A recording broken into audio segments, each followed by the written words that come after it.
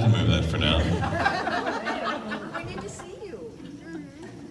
Thank you. All right.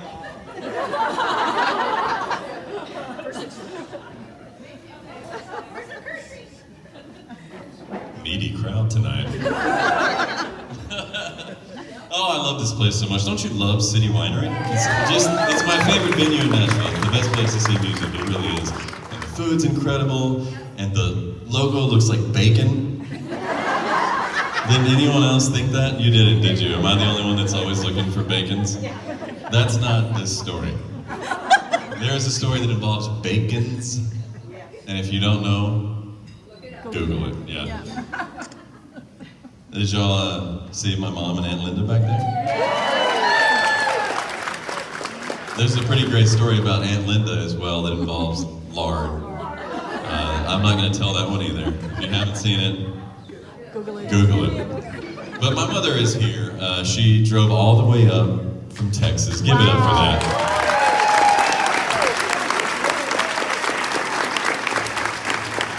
And I know a lot of you, I know you want to tell me like how far you came and you're like really proud of it. We came all the way from Alabama. Did you not sense the sarcasm in that? That's Alabama for you. But the point is, I'm sure a lot of you came from all over North America, and that's neat. But we got some ladies who came from Germany. So shut up, the rest of you. My fan base is the core demographic is seasoned. It's I'm looking around and I see a lot of salt and pepper. That's what I mean by seasoned. But it wasn't a demographic that I set out to attain, but like most things in my life, it just worked out in my best interest. Because, you know, of course, when you first getting into music, like in my case, like most men, you're trying to impress young girls. And then I learned pretty quickly that young girls don't have money to spend on me.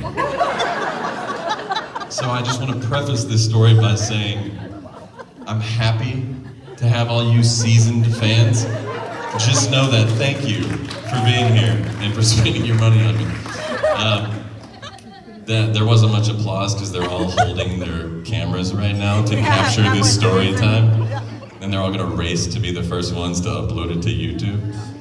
But anyway, so this is sort of, I'm going to tell a couple stories that are sort of about my seasoned fans, and just thinking back to what got me, what motivated me in the first place to get into music, start writing music, versus where I am. So this is called "Look Ma, I'm a Rock Star."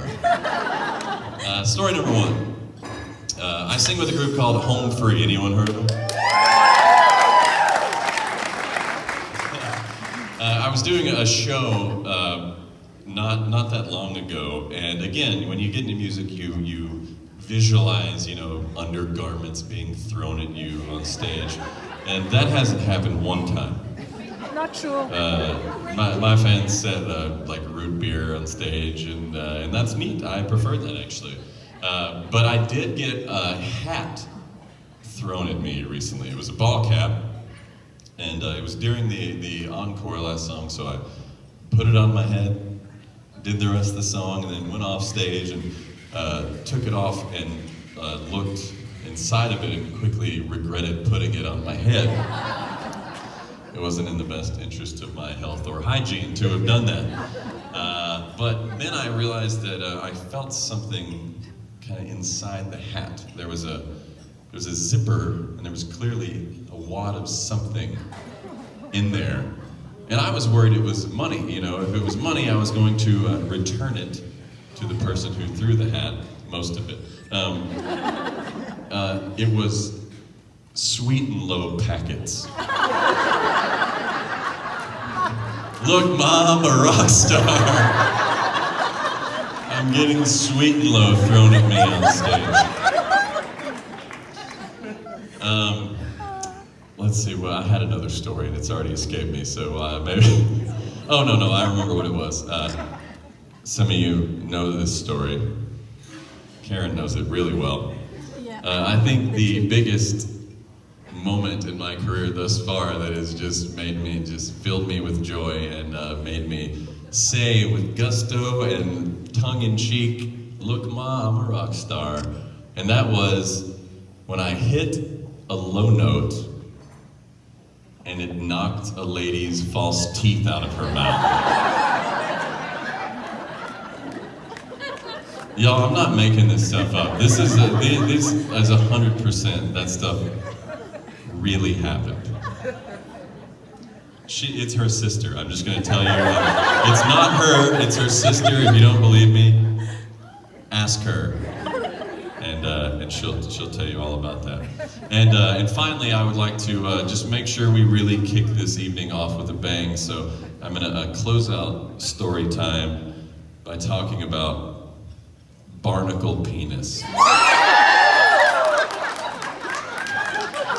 That's gonna be my legacy, isn't it?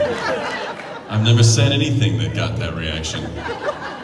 Some people just yell that out at shows now, and it means nothing to most people. It just sounds like Tourette's, you know? So, in case you've heard barnacle penis being yelled out at my show, I'll tell you why. I was doing a show in Portland, Oregon, and a friend of mine named Catherine Roy came to that show, and she is a children's author and illustrator, and she is specialized in a lot of nautical, aquatic stuff, a lot of sea life, and so she's got to do some really cool things like live on ships with marine biologists and study marine life and learn a lot of interesting factoids. And the one she shared with me moments before I went on stage is that up to 90% of a barnacle's body can be its penis. Now, before you clam up, pun intended, these are science words, so grow up. This isn't cheap humor. It's not just cheap humor anyway. This is about science, so let's all learn something together. I'll be honest, barnacles weren't really on my radar before that conversation, but all of a sudden I'm filled with admiration for those little creatures. Anyway, she went on to explain that they're fixed in place, and they have to be able to reach other barnacles fixed in other places, sometimes at distance.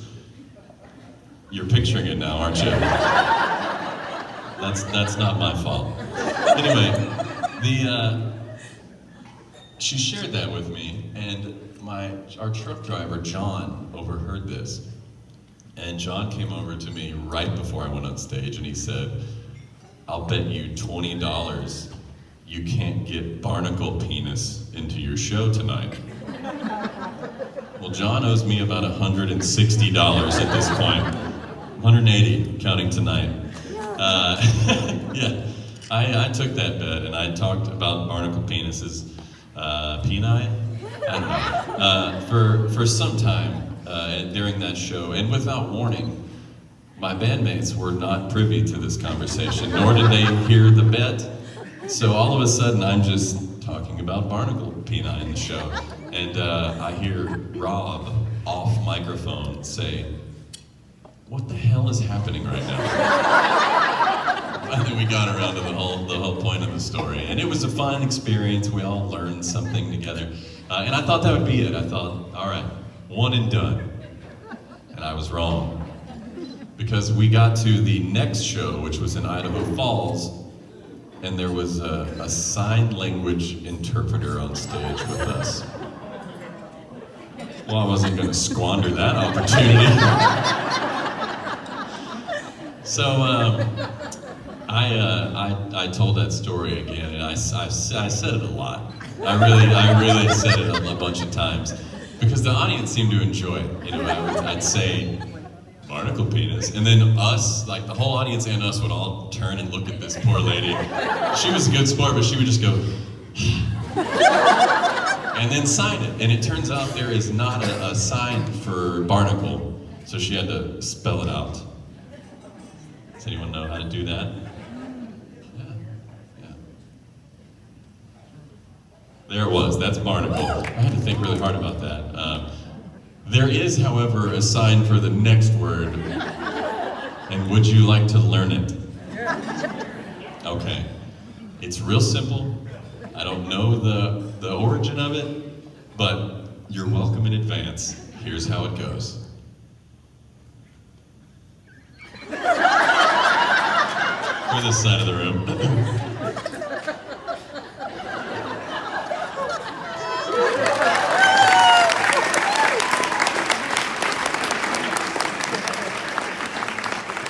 Look, Mom, a rock star. Talk about a good sport. Give it up for my mother one more time, would you? Are you ready for some music? Well, I guess I should bring some friends out here. I mean, I guess it's not fair to call this first person a friend. I think we're a little more than that at this point. We started out as friends, and then we quickly realized that we didn't want to experience life without each other. So please welcome to the stage, Chris Chatham, everybody.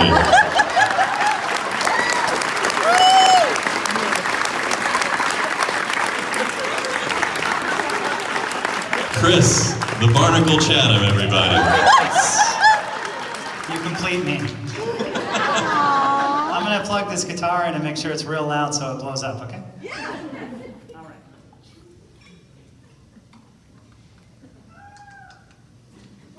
Hey, that wasn't so bad. This is how you know you got a great sound, man. Give it up for Chris Worley, everybody. By the way, he asked me before the show, he's a real pro, and he said, hey, are we going straight through, like no intermission? And I said, yeah. And he goes, what do I do when I need a drink? And I said, send a signal. But I can barely see you, so everyone look at Chris. Chris, do your signal that you showed me. So, when Chris makes a butterfly signal, if anyone happens to see that, please send him a glass of wine, okay? What does he like? What doesn't he like? I mean, yeah. Look at him, I don't think he's very discerning. Please welcome to the stage. We're about to class this joint up. Miss Jenica Marion, everybody.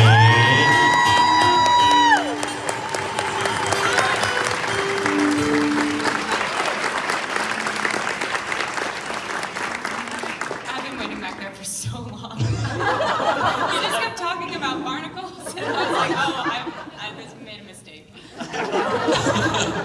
Wait, what do you mean by that? How'd you do? You mean tonight, or? Okay. Choose your Love you. All right, you know the drill.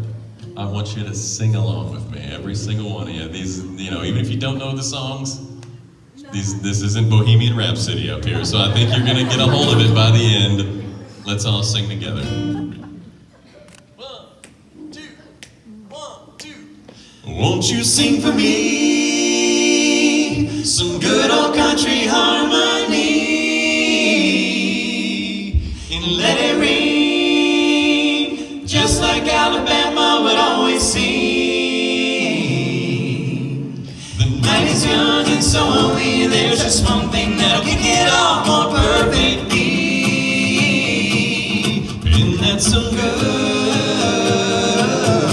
old country harmony.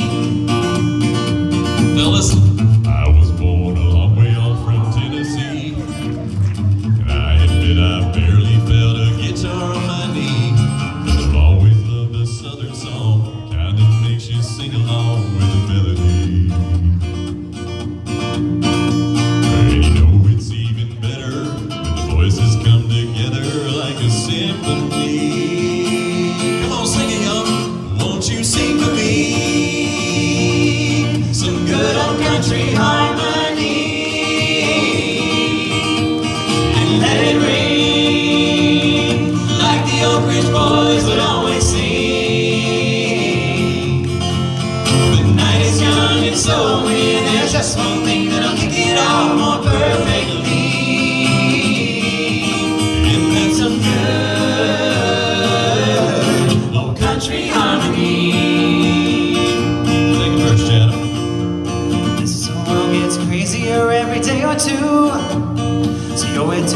yourself to do the things you wanna do. Yeah, I get to travel around and make a lot of sound with this family. And here we go again. You better join right in on the count of three. 1, 2, 3. Won't you sing for me some good old country harmony? And let it ring like the Statler brothers would always sing. The night is young and so are we, and there's just one thing that'll kick it off more perfectly.